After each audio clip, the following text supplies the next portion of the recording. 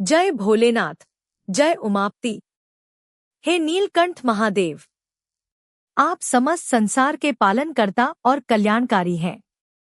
आज हम सुनेंगे श्री शिव महापुराण की रुद्र संहिता सृष्टिखंड के 16वें अध्याय की कथा।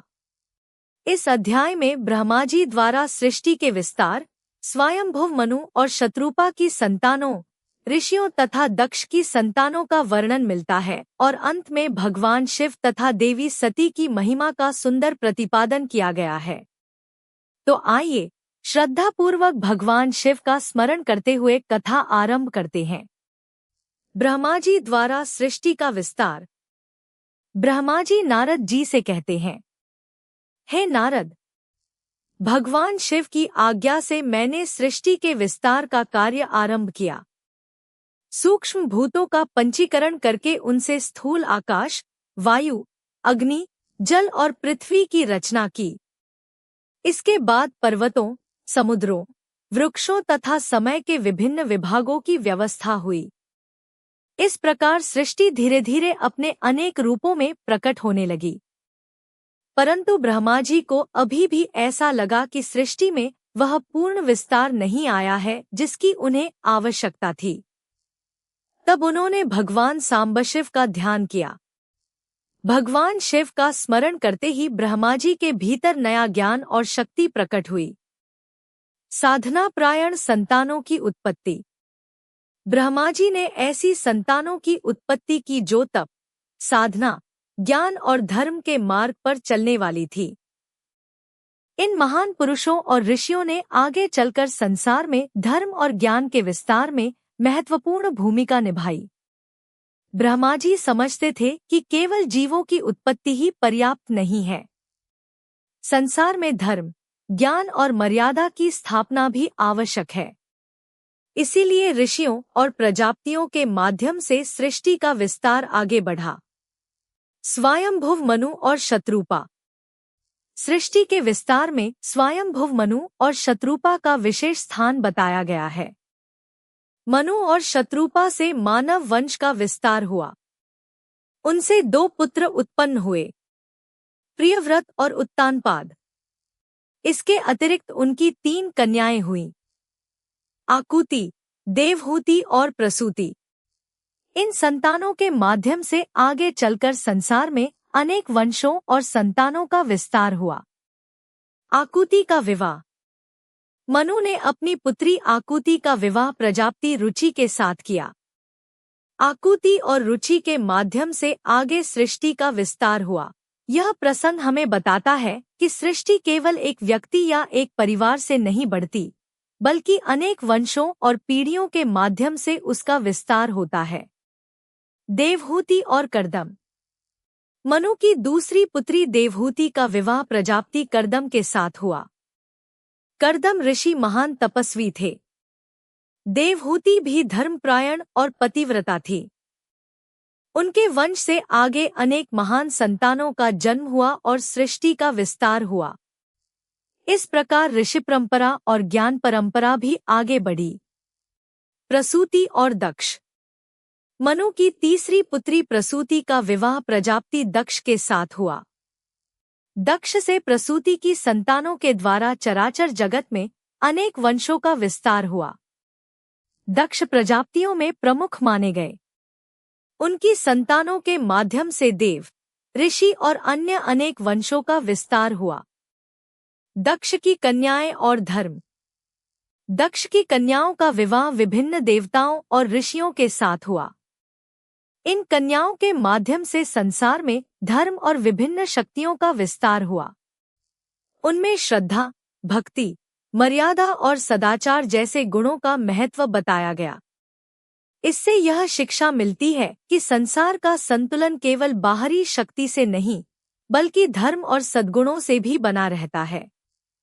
सती की महिमा। अब कथा भगवान शिव और देवी सती की ओर आती है। देवी सती भगवान शिव की परम शक्ति हैं। वे केवल दक्ष की पुत्री नहीं थी, बल्कि आदिशक्ति का दिव्य स्वरूप मानी गई है।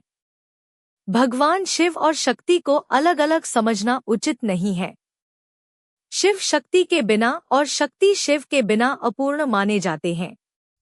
इसीलिए सनातन परंपरा में कहा जाता है, शिव और शक्ति एक ही परम तत्व के दो दिव्य स्वरूप हैं। भगवान शिव की परम महिमा। ब्रह्मा जी नारद जी से कहते हैं कि भगवान शिव ही परम स्वतंत्र परमात्मा है। सृष्टि, पालन और संहार की व्यवस्था में ब्रह्मा, विष्णु और रुद्र के रूपों का वर्णन मिलता है, लेकिन इनके पीछे परम सत्ता भगवान शिव को बताया गया है। भगवान शिव निर्गुण भी है और सगुण भी। वे भक्तों के लिए साकार रूप में पूजनीय हैं और परम तत्व के रूप में निराकार भी हैं। उनकी महिमा का पूर्ण वर्णन करना किसी के लिए संभव नहीं। शिव और शक्ति का संबंध। जिस प्रकार अग्नि और उसकी ऊष्मा को अलग नहीं किया जा सकता, उसी प्रकार शिव और शक्ति को भी अलग नहीं किया जा सकता। शिव चेतना के प्रतीक है और शक्ति उस चेतना की क्रियाशीलता का स्वरूप। सृष्टि का विस्तार शक्ति के माध्यम से होता है और उसका आधार शिव है।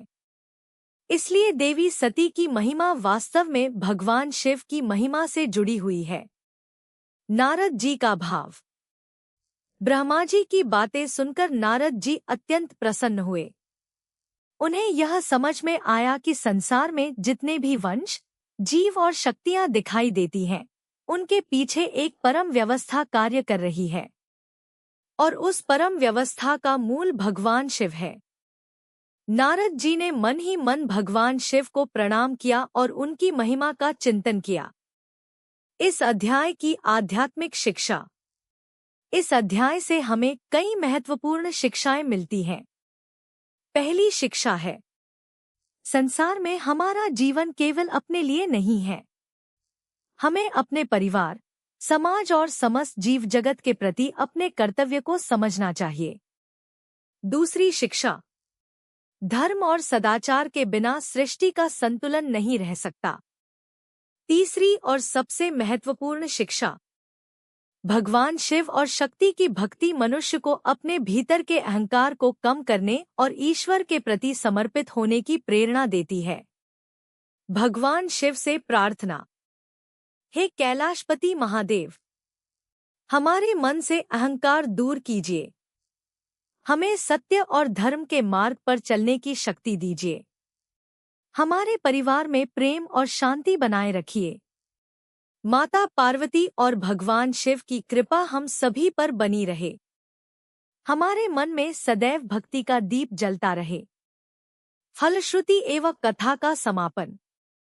जो भक्त श्रद्धापूर्वक भगवान शिव की कथा सुनता है, शिवजी का नाम स्मरण करता है और धर्म तथा सदाचार के मार्ग पर चलने का प्रयास करता है, उसके जीवन में आध्यात्मिक शांति और सद्बुद्धि का विकास होता है।